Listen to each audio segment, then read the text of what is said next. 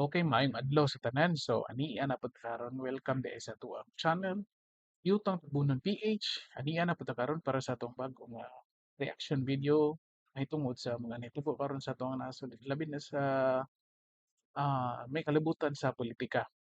Okay? So, karon matong i-evaluate o ato na sini buhatag reaction video kani press conference ni Sara Duterte before siya ni sulod dito sa House of Representatives para sa pag-attend sa maong hearing kaganihang buntag.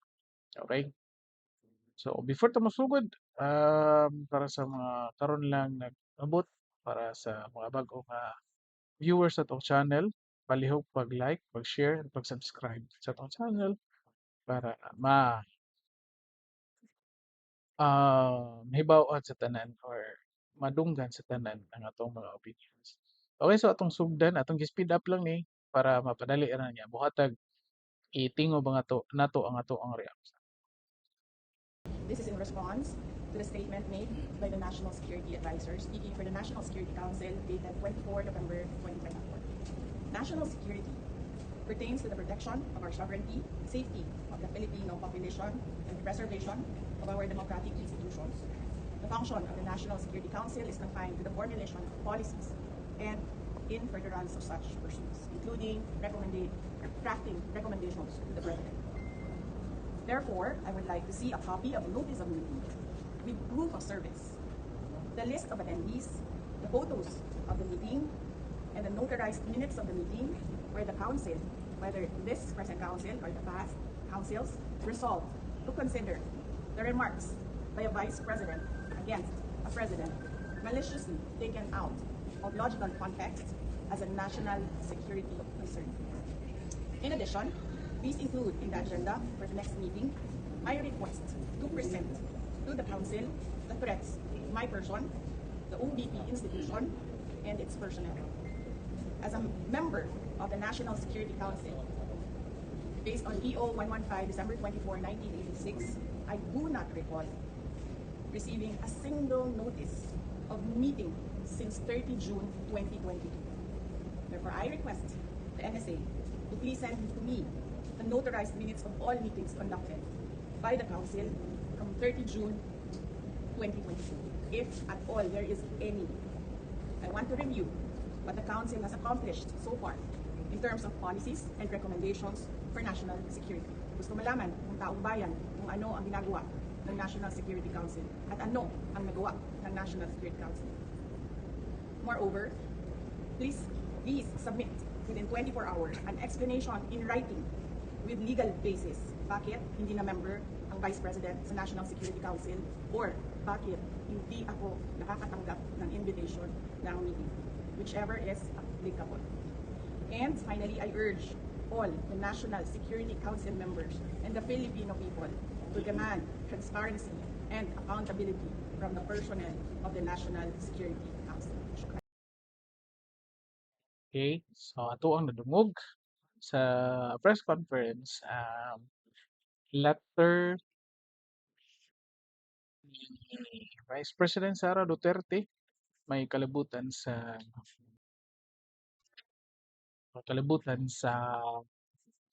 National Security Council. So, unsa may nahitabo ani? So, after atong press conference ni Sara kung asa ni-express siya gikan sa iyang kasuko sa tungod sa nahitabo sa iyang Chief of Staff na again, ang iyang statement is kung naay mahitabo nako ang kaning tulo, the President, First Lady, and the Speaker, mao ni sila hinungdan and iyang gikuan na siya gipinlan nga tao nga kung naay mahitabo niya ay patay nito. Tulo. Okay, so diha. And mao na, so the National Security Council headed by Eduardo Anyo ni-release og statement nga ang statement ni Sara Duterte gi-consider nila as a grave threat against the president and the entire country. Of course, kay president may representatives sa ato ang country. So mo ni pagawas sila og statement. And part sa letter ni Sara, if you notice, iyang gi-emphasize nga you are getting my statement out of logical context. Okay? Kaya nga naman, ang ilang gi-stress out, ang ilang gi-emphasize is katurang statement nga ipapatay na siya gisugo nga tawo nga ipapatay ang president, ang first lady og ang speaker. Wala na gikuha ang tibuok context at the same time ang succeeding statements or mga statements na before ana nga particular nga statement. So gikuha niya. So basically kung nakabantay mo sa kani nga action ni Sarah makaingon ta nga kani si Sarah this is a sign na willing na siya mosukol.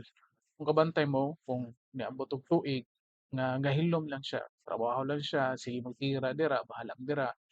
Trabaho siya kung kaning action niya pag-demand og accomplishment reports, evidences ug uban pa sa mga accomplishments ninyo dira sa National Security Council,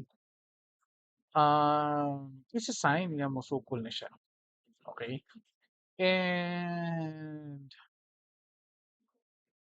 kaniyang pagsukol ma-notice nimo nga in a legal manner kay ngano una siya letter, formal letter and ah, kuan it's gipangayan og evidences nga dapat notarized pod, pictures, minutes of the meeting and kuan. Kung bantay mo dira siya ni start sa National Security Council. Start na ni siya. No? Kung observe mo, no?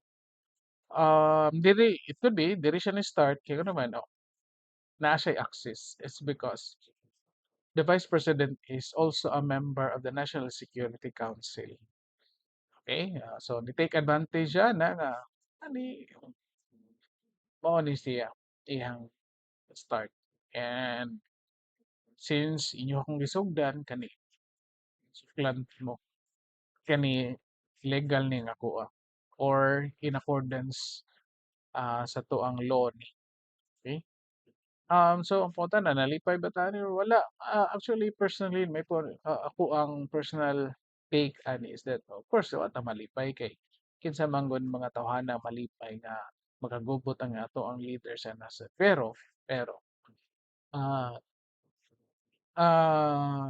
gisugdan man gud nila, gisugdan magiunhan man gud siya. Kung imong tan-awon bisan kinsa it's kani mo kung hitabo ni Sara Duterte karon sa reflection sa ato ang mga ordinaryong nga tao. So kung asa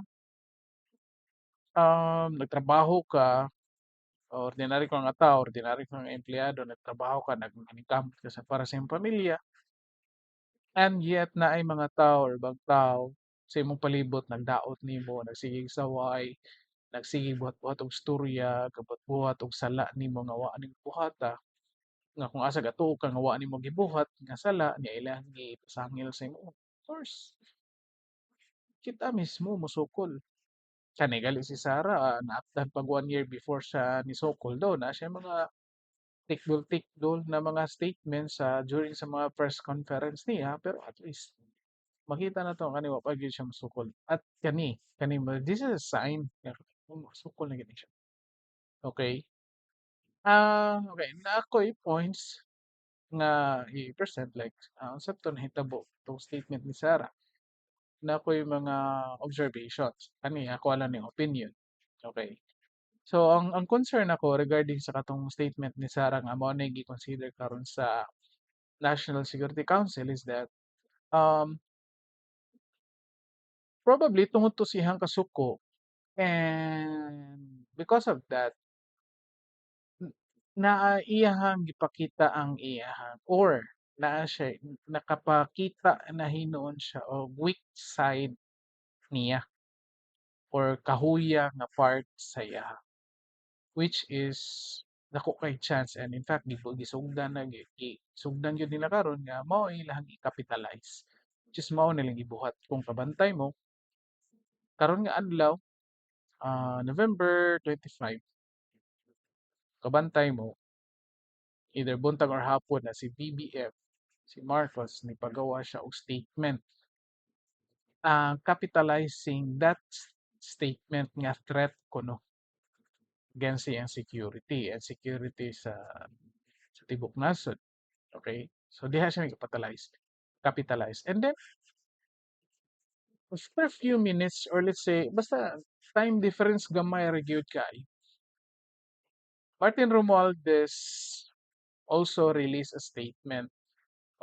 Ni speak up yun siya in front of the Congress. And most likely mausad ang iyang focus. Okay? So yun na ni magana siya. So sa Art of War, no? I think mga Duterte familiar kayo, especially si Digong. And of course na manifest pa na ni Sarah, I believe kay Bao siya. Our enemies kay they're just simply waiting na mapakita na to atong weak side. Okay. So ano, whether gituyo to ni Sarah or wala, tungod lang to siyang kalagot, ano ba ito, wa niya matuyok storya, siya ra ginakahibaw ana. Okay, siya ra ginakahibaw. Whether gituyo to niya, I believe para nako, no, this is my opinion, weak points to niya na pareha na karon gi-capitalize sa iyang kontra. Okay? So mao mo na yung statement ni Sun Tzu sa Art of War na dapat di siya kapakita og weak points nimo or weak side nimo. Kaya mao lagi na i-take advantage niya sa imong enemy. One, ang principle is that if you are weak, you show that you are strong. Okay? O pareha nang nahitabo karon sa Congress. Di ba? Mga wa man ni sila alamag sa balaod. Okay, maka-observe ka. Imagine, nagbuhat og balaod against EJK. Ako di ko abogado pero magkatawa ka EJK. Karon pa lang ibuhat sila og balaod nga ang EJK crime. Like ang EJK ang mga terms pa lang ana J o K. Ang K pa lang daan sa crime, crime na, 'di ba? Crime na ba siya? Mabuhat pa naunsa naman. So, makaingon ta nga they're following the principles of art of war nga if you are weak, you show that you are strong. So, mo na lagi buhat, weak man sila, was sila alamang. So, kita lang dito nga strong sila in public, no? So, mukha tulo, kung ikaw maminaw ka, di ka mo analyze sila ang mga statements niya, mapunta na, pero ito yung mag-write ta ni mga congressman. Makikita mo English da, maura ba na sakit sa Pinoy nga, basta mo English, bright ba na yun. Okay, so mga na ipakita la diha. Okay, so again, para nako, pamurag weak side to ni Sarah nga iya makikita, mo na take advantage siya karon. Gi-capitalize gyud na siya. And another thing is that, no, kani si Sarah ram gyud makahibaw sa katong iyang statement. So second point is that pwede nga to distract your enemy, you show your weakness. Pwede sa no, kana para mo focus sila ana, ma-distract sila, ana di-conduct sila investigate. Ah, ah, gilid mo sila dito para ari ka molipot sa pikas nga side. Okay, so pwede nga ana. Nakuha lang yun is that kung gi-consider to sa, again, kung weak points, weak side to nga iyang gipakita, posible man po sad nga i-drag down siya. Meaning, it could be nga mahinayon ang iyahang mga lakang, di ba? Pwedeng parahan na karon nagplano na nga imbestigaran, isupina siya. So kana i-drag man siya na mauhinay ang iyahang mga lakang. But anyway, so si Sarah rin yung makakakuan. Diba kung para niya weak points ba to or gituyo to niya nga para man mo-focus dito. So, pwede sa gituyo to niya para ma-aware ang mga tao nga kung naa say threats against sa iya, ha? Di ba?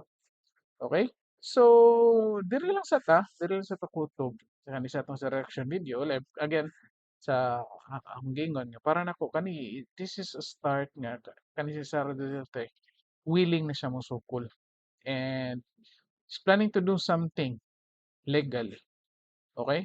So, daghang salamat and Palihog sa pag-like, pag-share o pag-subscribe diri sa tuong channel para sa mga sumusunod pa nga mga reactions video.